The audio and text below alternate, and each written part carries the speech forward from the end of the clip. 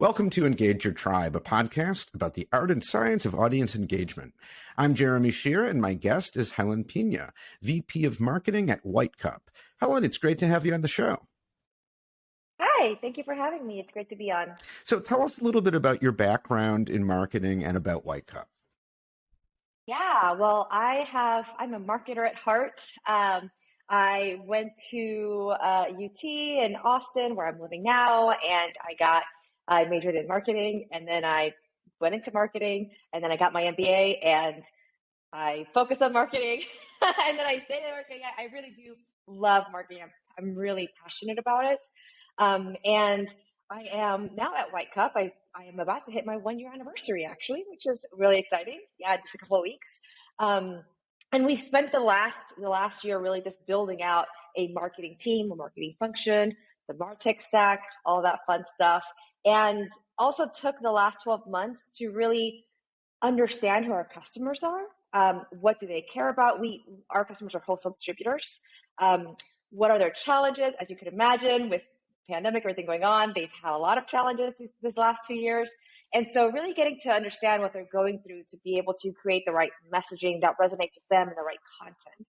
So that's really what's been going on the last year. It's been a really exciting time. Excellent. Thank you. So, well, first, congratulations on 1-year anniversary at White Cup. Very exciting. And before we dive into our topic, now, as you mentioned, you love marketing. Why? What do you love about it? I think it is so fun. I think that it's really interesting. I think the fact that you could be of any kind of personality or any kind of, traits that you have, or even your experiences or what you're good at. There are so many different types of marketers. I think when you don't know what marketing is, what do you think about marketing? PowerPoint, colors, logos. Mm-hmm. That's about it, right? There's folks that are in analytics, ops side of things, right? There is a creative side, which is really fun, but that's just a part of it. There's so much strategy behind it.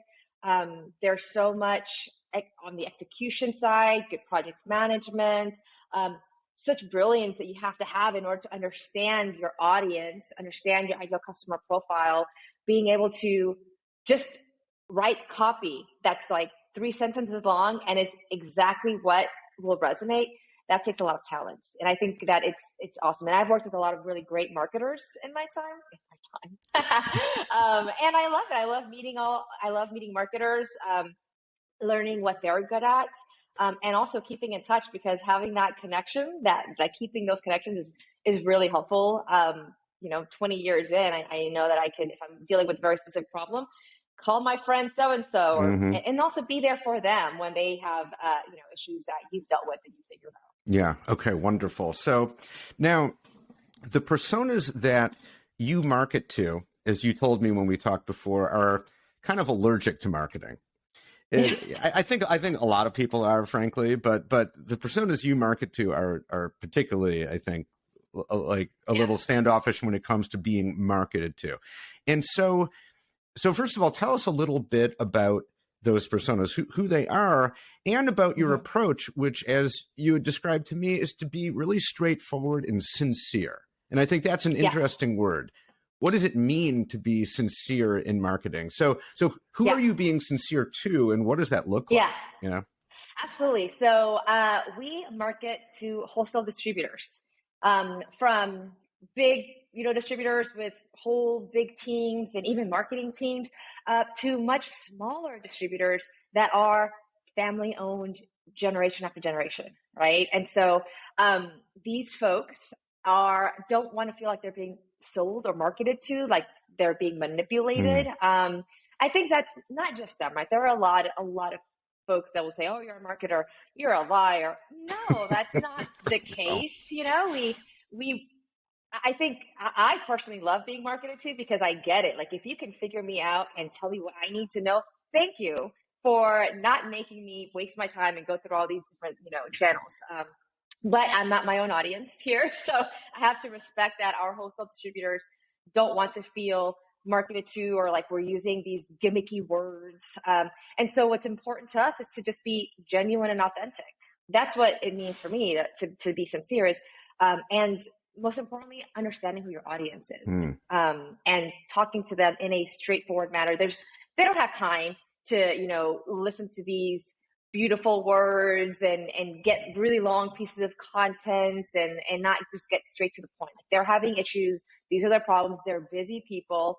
Just figure out how to talk to them directly. And that sort of is the best approach, at least, in who we're targeting right now. Okay. So again, I think like with most people, not just your personas, it's, don't bullshit them. Just be straight Exactly up. right. And, but the trick is, though, like, on the other hand, marketing is, you are packaging messaging in a particular way, right? It's, there is something kind of contrived about it, and not in a bad way.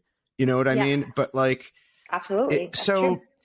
And, being sincere, authentic, straightforward, in a way, those are all kind of synonyms for the same thing, So like, give me an example. So give me an example of how you message to these folks in a way that you have found actually works, that comes across sincerely. Yeah. I think what's worked best is talking about things that interest them. Okay. So the first thing is, they don't want to feel like you're wasting their time with just marketing shenanigans, right? So, all right, only talk about what matters to them. And when you understand who your audience is, and what their challenges are specifically, and also are able to keep up with what's going on, not just talk to them about like how things were 2 years ago or a year ago, that alone matters a lot.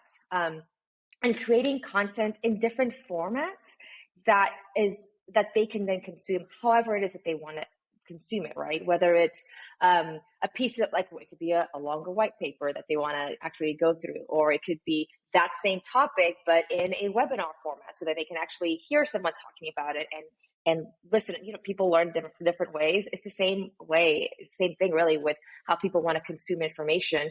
It could be written, it could be drawn out, right? There could be social media graphics. One topic that's really resonated with our audience, and it really just started with one piece of content amongst other pieces of content that we were creating, but it's on KPIs and metrics for wholesale distributors.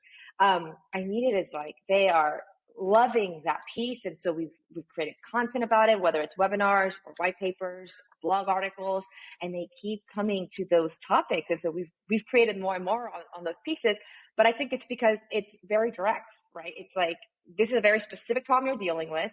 And here are specific ways that you could be looking at your data, or looking at, your what you have in your BI tool or in your CRM, and how you can address it. So I think being straight up with, like, here's what you could do. We want to help you for real, and we know how to do it. You could do this. Case studies are another one, and anyone will tell you case studies. Everybody wants to see a case study, because what's more authentic than that, right? It is just facts and very direct. These customers are dealing with X problems, and they solve it by doing Y. These are similar to you. You have these same problems. Here's how they were able to overcome it. So, I mean, at the end of the day, it comes down to value, right?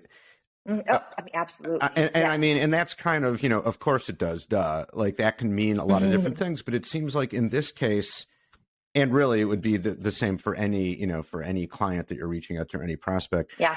You created something, these KPIs, that, as it turned out, help the people you're trying to reach, like, in the moment, in a very direct way, with the thing that they just need to do as part of their workflow, right? Yes. And that your piece of content made it a little easier, or made it make more sense, or something like that, right? It's like, it just, and it's all about them, and just literally allowing them to do their jobs better in the moment. And isn't that sort of what it's all about at the end of the day? Yeah, that's not being, I mean, it is being marketed to technically, right? But it's providing value that helps them. So then when they need more, they know that they can come to us for that more, right? Like, what else do you have, White Cup? Like, how else can you help me? Yeah. And I mean, that's, in a way, that's content marketing 101. I mean, that's the basic premise of content marketing. But, not all content marketing is equal. A lot of stuff out there just doesn't work, or fails to engage, right? And so, so in that particular instance, how did you know that that particular piece of content was what they really needed or wanted? Like, how did you figure that out? Yeah. I mean, that's where the marketing team as a whole works the best, right? Where you've built a marketing team that's almost like a machine, and we have someone building out content, we have someone coming with ideas, right? We have someone looking at the analytics and saying, hey, and we all meet together very often. So we're always working together. We're a small team, like 7 people, so it's easy to do that. And so we're constantly looking at what's working and what's not working, right? And it became pretty obvious early on that one started resonating more. So we created more and more pieces around it, and then making it even more specific. Sun's coming in. So for example, like we know that topic is important. So it's not just that it's doing well, but it's that topic that it's important to our audience. So we've just created another piece on metrics and KPIs to navigate the supply chain disruption. So it's a little more specific, right? But it's around the same, general genre that they're interested in. Okay, that makes sense. When you put that piece out and it got the traction, did you know that it would? Were you like, yep, that was the point all along and we knew this was going to happen? Or was it a little bit like, let's try this. It's hard to be sure. Mm-hmm. And like, we're putting a bunch of stuff out there and, oh, hey, this got a big bump. Let's do more of that. Well, that's important, right? Like there is let's try this out, but it's always around some strategy that you must have in place, right? So you have your personas built out, your ICPs, you know what they care about. So we want to talk about these very specific types of topics around, so we are in revenue intelligence. So we have a revenue intelligence platform for distributors, and it is basically what distributors need so that they can have distribution specific software, like for them, that is completely focused on driving revenue. And so within our software, which is CRM, BI, and pricing, what are the different types of, what are the values, what's the value that our software brings to customers? And one of those things is being able to read through a ton of customer data that they have, so much, and be able to figure out what should they be looking at and get insight from that data. So KPIs isn't that far from that, but there's a lot of different ways you could talk about it. Yeah. You could talk about you have too much data. How often do you look at your data? I mean, there's a lot of ways to go about it, right? So it's within the realm of what we need to be talking about. So it's not just out of nowhere. And more importantly is to stay sincere as well and authentic, is to talk about things that you do have experience in. And we have 20 plus years of experience in helping our customers with these types of problems. So that's why it's relevant for us, right? We're not talking about things that would be relevant to them, but that aren't relevant to us, because then that's a little manipulative. You're just trying to hook them in and then not really be able to follow through. Yeah. It's about the follow through as well. Mm-hmm. Right. So you're speaking from experience and knowledge and not just sort of repeating something you read on Wikipedia or on someone else's blog, right? Like it has. Yeah. So part of the sincerity comes from crafting the messaging in a way that makes that come through, that hey, we really know what we're talking about, and we have sort of a particular point of view on this. This is who we are, right? Absolutely. Yeah. Okay. All right. Wonderful. So a couple quick questions at the end. What's been your main focus so far in Q1? One thing. Doesn't have to be one thing. It's the same thing. It is always the same thing. It's getting distributors to understand that revenue intelligence software will help them grow their revenue, and is what they need to help overcome all the challenges they have and win ultimately. That's the ultimate challenge that we need to address and help customers with and prospects. But it's not just getting them to believe it. It's also, I'm a marketer, I'm VP of marketing. So it's turning that into sales opportunities. So sales pipeline, number one goal for me. Absolutely. Okay. What are the top 3 KPIs that your boss has his or her eye on? Yeah.